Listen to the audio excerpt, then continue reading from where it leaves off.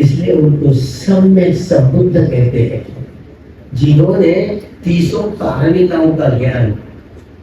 यह स्थल महाबोधि का स्थल बोधगया में बोधि ट्री के भूतकाल के जितने सारे सम्यक संबुद्ध हुए, वर्तमान के जो सम्यक संबुद्ध जो हुए हैं, इसमें जो सिद्धार्थ गौतम और इसी महाभद्र कल्प में आने वाले सम्यक संबुद्ध जो डॉक्टर बाबा साहब अम्बेडकर जी होंगे, उनका नाम अजीत होगा। वह नागा बोधि वृक्ष के नीचे वे बोधि प्राप्त करेंगे। उस वक्त आप लोग रहेंगे या नहीं रहेंगे हमको नहीं पता, लेकिन मैं तो देखना चाहता हूं। क्या आप देख पाओगे? आपका विश्वास नहीं होगा। यह मार्ग ही ऐसा है जो सम्यक संबोधि ज्ञान को प्राप्त करता है। मक्तंगानंद भक्त संपयुक्तकानंद जंगमानंद तन समुत्थानानंद च रूपानंद भक्त पच्चे भेन पच्चे। यह 8 अंगों वाला मार्ग है। धम्मचक्र प्रवर्तन सूत्र में दिखाया है। सम्मा दिट्ठी से लेकर सम्मा समाधि तक। सम्मादिट्ठी का मतलब दुखे ज्ञान, दुख समुदय ज्ञान, दुख निरोध ज्ञान, दुख निरोध गामिनी प्रतिपदा ज्ञान तीति उच्चति विदिक्तमे। सम्मादिट्ठी दुख समुदय, दुख निरोध और दुख निरोध गामिनी प्रतिपदा, चारों सत्यों का ज्ञान का अनुभवन करते करते कर्म करना, मतलब काया वाचा मन के द्वारा कर्म करना। तो ये सती संपत्ति जन्मे न रही। एक क्षण भी ऐसा है बेहोशी में ना जाए, प्रतिक्षण सजन सौ सतों व संप्रजान। अगर सती जुड़ जाती है तो संप्रजन्य जुड़ जाता है। असिते दीते खाइते साइते संप्रजानकारी होती, गते ठीते सुते जागृते संप्रजानकारी होती, संघाटी पत्त चिवर खाने संप्रजानकारी। अरे चलते फिरते जाते उठते बैठे जो भी कर्म कर रहे हो, बड़े जागृतता है। संपूजन्य अनित्य लक्षण, दुख लक्षण, अनंत लक्षण, तीनों प्रज्ञा के लक्षणों में रमन करना आया तो सम्मा दिट्ठी को साथ में लेकर के चलना आया। पहला 68 साल बीत गए धर्मांतरण के बाद, इस ब्रह्म क्रांति के बाद, लेकिन क्या आप सम्मा दिट्ठी लेकर के साथ चल रहे हो, कर्म कर रहे हो? इसका जवाब नहीं है। तो बोधि का ज्ञान धारण करने धारित धम्मा, सारा त्रिपिटक पढ़ ले। भगवान की वाणी से प्रकट हुए 82,000 धम्मस्कंद और 2,000 धम्मस्कंद जो अरहतों की वाणी, 84,000 धम्मस्कंद में सारा त्रिपिटक में, जिसमें 21,000 धम्मस्कंद सुत्त पिटक में, 21,000 धम्मस्कंद विनय पिटक में और 42,000 धम्मस्कंद अभिधम्म पिटक में। ये अभिज्ञान है। इसीलिए त्रिपिटक में से ज्ञान की गंगा बहती है।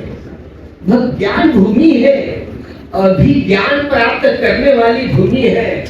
जो भी कोई सम्यक संबोधि प्राप्त करते हैं उनको ही सम्यक संबुद्ध कहते हैं। संपन्न भूत वर्तमान और भविष्य काल, तीनों कालों की परिपूर्ण और परिशुद्ध जानकारी जिनको है, उन्हीं को ही सम्यक संबुद्ध कहते हैं। सम्यक संबुद्ध ज्ञान की गंगा बहती है। परिपूर्णता और परिशुद्धता, यह शब्द सुनने के लिए बड़े अच्छे लगते हैं, प्यारे लगते हैं, लेकिन भगवान बुद्ध का सद्धर्म है ना, अपने आप में परिपूर्ण और परिशुद्ध है। परिपूर्ण और परिशुद्ध है, जिसमें जोड़ तोड़ करने लायक भगवान ने हमारे तुम्हारे लिए कुछ भी नहीं रखा। बाबा साहब छठे संज्ञान में थे। यहाँ की स्थिति, यहाँ इस देश की स्थिति जो छठे संज्ञान में बाबा साहब ने कथन किया, और न जाने इस देश में प्रतिक्रांति हुई और सारा ज्ञान का जो प्रवाह था बंद हो गया। अज्ञान की धारा चल पड़ी। ज्ञान की धारा यह सत्य है। सिद्धार्थ गौतम ने जो बुद्धत्व प्राप्त किया, एक भी गाथा में नहीं है कि उन्होंने बौद्ध धर्म की स्थापना की, नहीं है। उन्होंने सुखा सधम्म देशना, सत्य धर्म को प्रकाशित किया, सत्य धर्म उपदेश किया, सत्य धर्म का कथन किया, सद्धम्म कहलाया जाता है, बौद्ध धर्म नहीं। यह बात बड़े तरसपशी गहराई में जाकर के सदम सही ज्ञान की गंगा बहती है। और ये प्रकृति का निसर्ग का केंद्र है बोध गया। सभी बोध वहीं पर वही स्थल पर, यह ज्ञान की भूमि है, जड़ है, प्रकृति की जड़ है, नाभि है। लेकिन लोग भूलभा गए, जो इतिहास भूलभा जाते हैं, गंवा बैठते हैं, वो गुलामी की तरह अज्ञान में डूबे हुए रहते। सारा जम्बूद्वीप एक तरफ सम्राट अशोक के काल में सोने की चिड़िया कहलाने वाला देश, और सारा कंगाल हो गया, ब्राह्मणवाद के दुष्परिणाम से कंगाल हो गया। बाबा साहब अम्बेडकर जी ने पहली बात कही, बुद्ध धर्म यह क्रांति है और ब्राह्मणवाद कृति क्रांति है। कार्ल मार्क्स द्वारा ये सामाजिक, आर्थिक, सांस्कृतिक जो परिवर्तन है, राजनीतिक परिवर्तन है, इसको क्रांति का। आधी बात सही है, लेकिन ये परिपूर्णता और परिशुद्धता की बात है। हम सब मनुष्य है, विश्व के लोग, चाहे किसी संप्रदाय के लोग, मन है ना। और कार्ल मार्क्स को यह चित्त, चैतसिक, रूप और निर्माण के विषय में कुछ पता नहीं था। ये लौकिक जो वैज्ञानिक ज्ञान होता है ना, वो लौकिक होता है, वह बदलने वाला होता है। आज जैसे कि हम इस भौतिक जगत की अंतिम सच्चाई परमाणु को मानते हैं। परमाणु यह अणु का 36वां हिस्सा है, भाग है। यह कोई सूक्ष्मतम सच्चाई नहीं है। भगवान ने क्या बात कही? भगवान ने बात कही अर्थकला, यह प्रकृति की अंतिम सच्चाई, प्रकृति की अंतिम सच्चाई यह अर्थकला है। महाबोधि ज्ञान के आधार पर भगवान बुद्ध ने यह प्रकृति की अंतिम सच्चाई का संशोधन किया। अर्थकला, अर्थकला मैंने ये शरीर हमारा जो बना हुआ है, अग्निवायु जल पृथ्वी धातु वाला, ये अग्निवायु जल पृथ्वी धातु और उनके 4 गुण, यह 8 कलापों का सूक्ष्मतम कण, जिसको अर्थकला कहा जाता है, ये सूक्ष्मतम सच्चाई है। ये है महाबोधि बिहार के मुक्ति के, ये नारेबाजी करते हुए इधर भी आ रहे हैं हमारे साथी लोग। महाबोधि मुक्ति की लड़ाई यह श्रमण संस्कृति की मुक्ति की लड़ाई है। डॉक्टर बाबा साहब ने इतिहास का संशोधन किया, जो कोई भी व्यक्ति इतिहास का संशोधन कर नहीं पाए। यह बोधिसत्व के चित्त का, महाकुशल चित्त का प्रभाव है। बोधिसत्व के महाकुशल चित्त का प्रभाव है। महाकुशल चित्त जो परिपूर्णता और परिशुद्धता की ओर ले जाने वाला। बाबा साहब ने यह सारा मनुष्य जाति का इतिहास का नया दृष्टिकोण जो दिया, यहाँ इस देश में जो शमन संस्कृति और ग्रामीण संस्कृति के बीच की दरार, यह केवल और केवल बाबा साहब अम्बेडकर जी को समझ में है और दूसरे व्यक्ति को नहीं। यह धम्म जो है यात्रा जो आ रही है, जन सम्राट, ये सारे लोग है ना।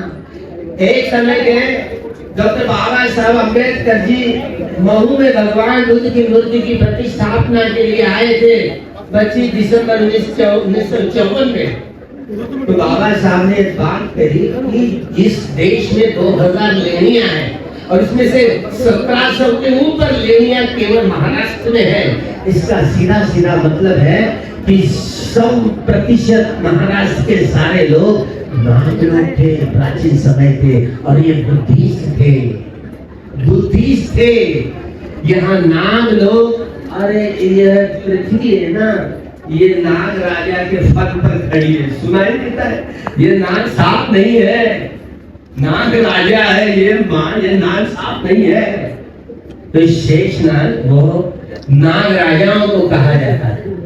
भूल भाल गए लोग, क्या करें। शायद के हमारे इतने विकृतीकरण आ गया, जो पुष्यमित्र सिंह द्वारा हमारे आखिरी के मौर्य सम्राट बृहद्रथ, जिनकी कपट नीति से हत्या कर दी गई, इस घटना को बाबा साहब ने प्रतिक्रांति कहा है।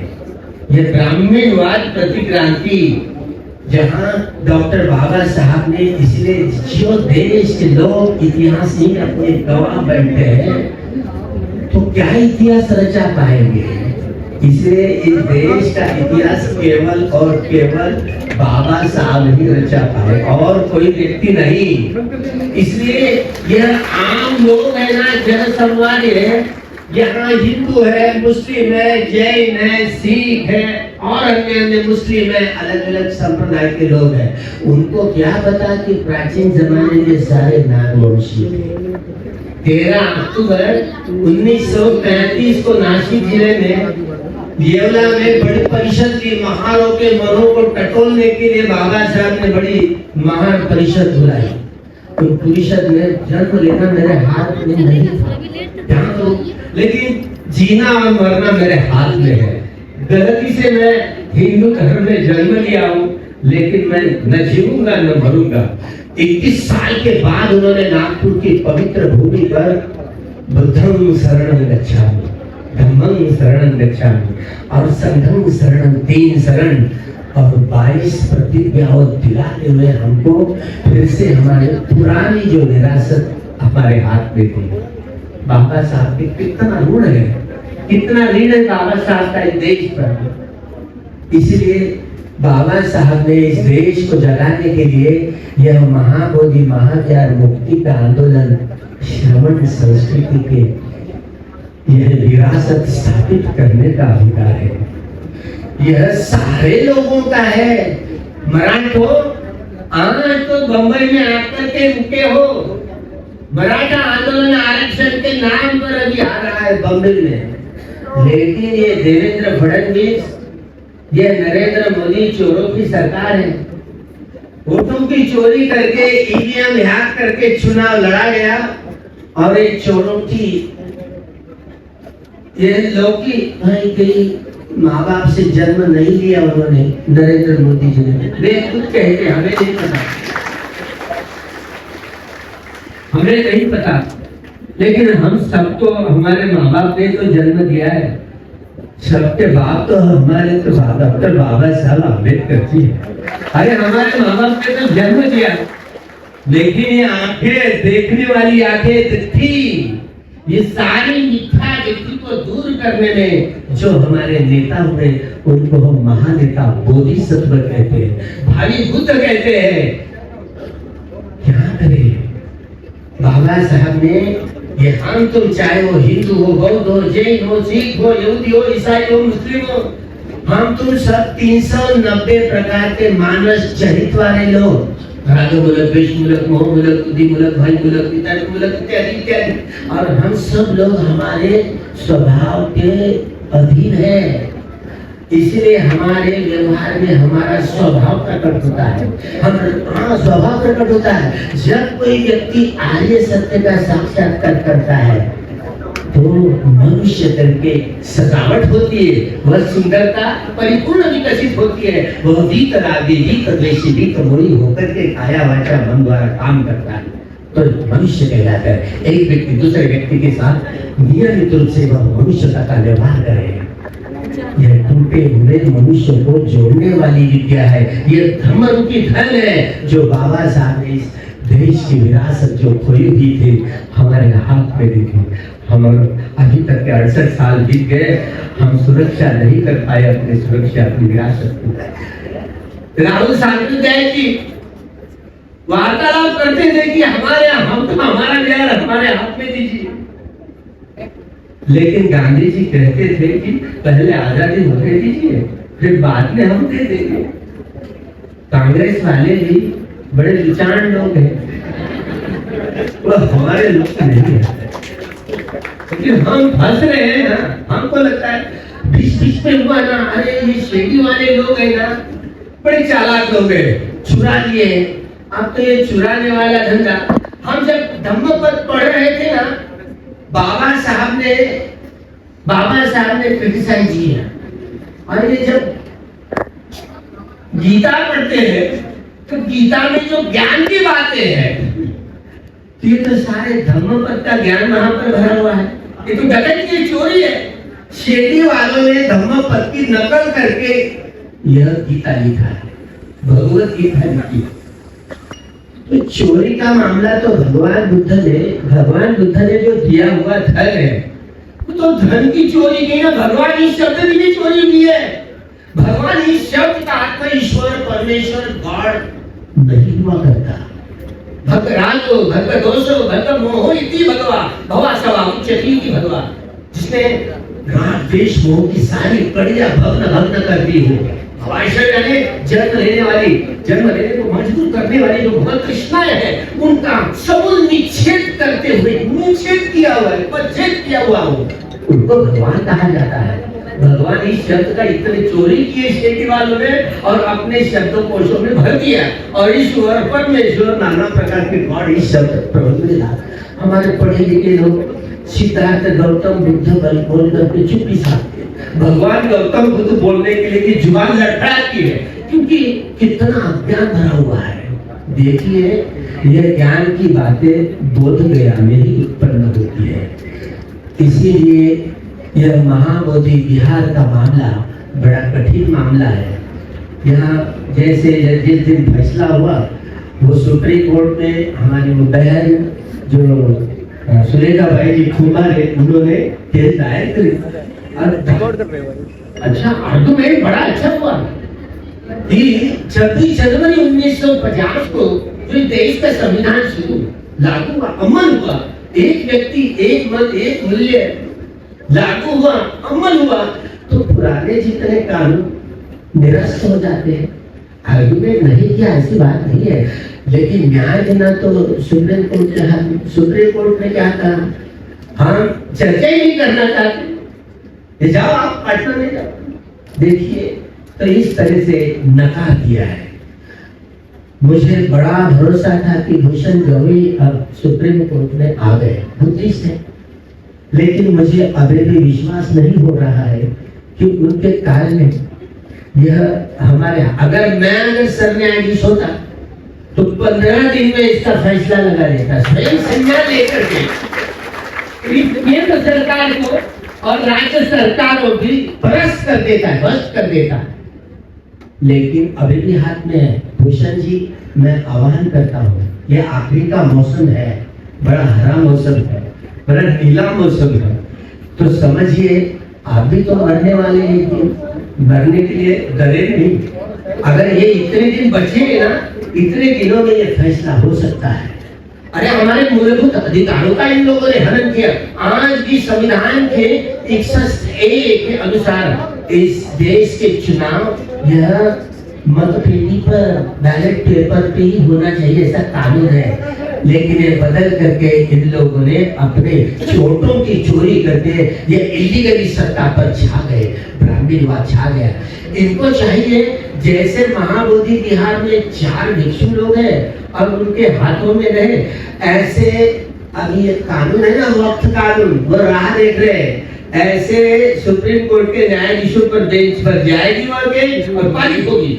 इस तरह वह मस्जिदों में भी, गुरुद्वारों में भी, वो लोग आधे लोग अपने लेना चाहते हैं, वहाँ जो कलेक्टर बंधु वहाँ प्रेसिडेंट रखना चाहते हैं। जैसे मामला है ना बुद्ध गया का, तो हम लोगों को वो देना नहीं चाहते। इसलिए हम लोगों ने सारे उपासक उपासिकाएं घेराव करना चाहिए।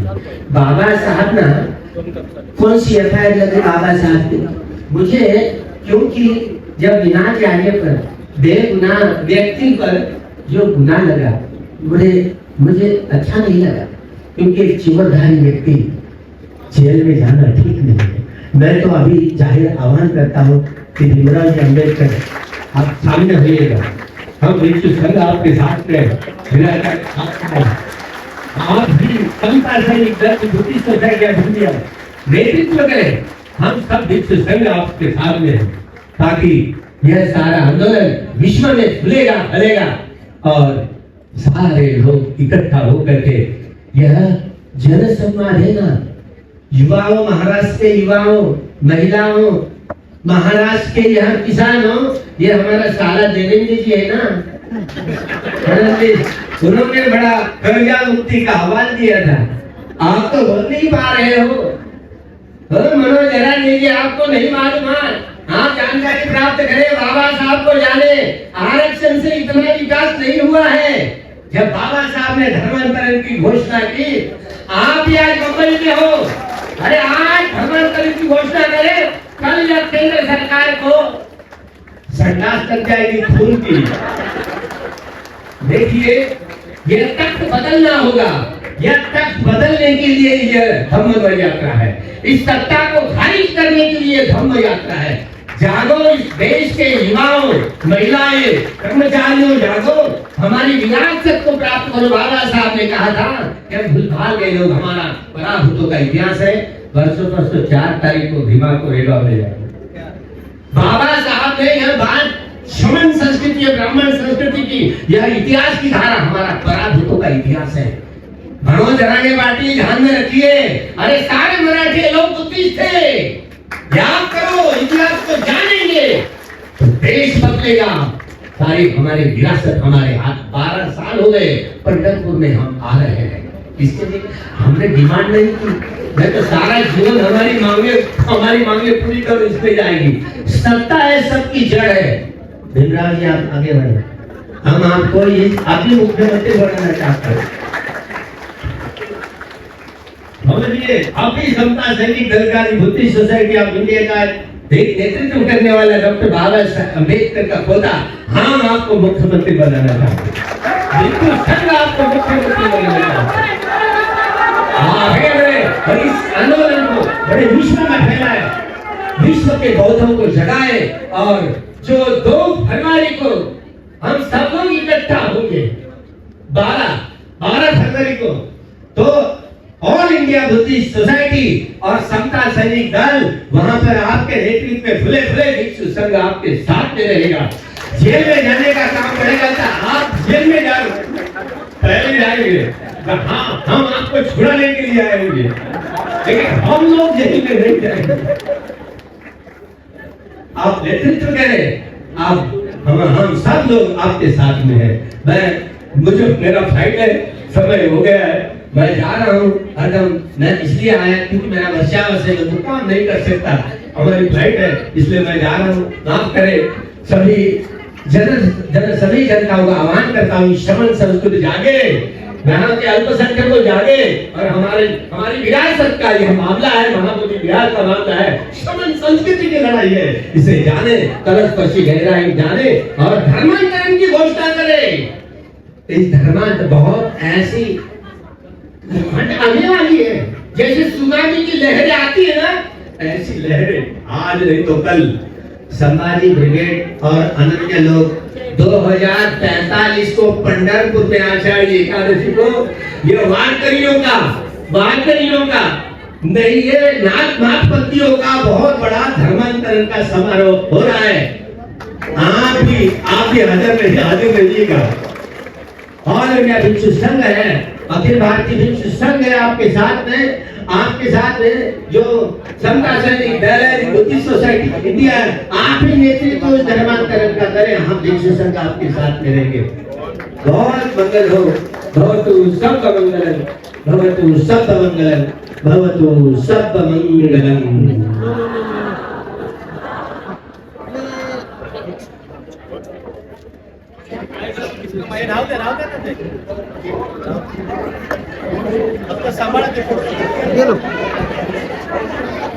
जाओ ना यहाँ से, इधर। अरे कुछ नहीं होता, अरे उधर ही डाल दूंगा। सर्वांनी शांतता धारण करायची आहे। कुछ नहीं या होता, ठिकाणी है लंबा है। जे काही भिक्षू बसलेले आहेत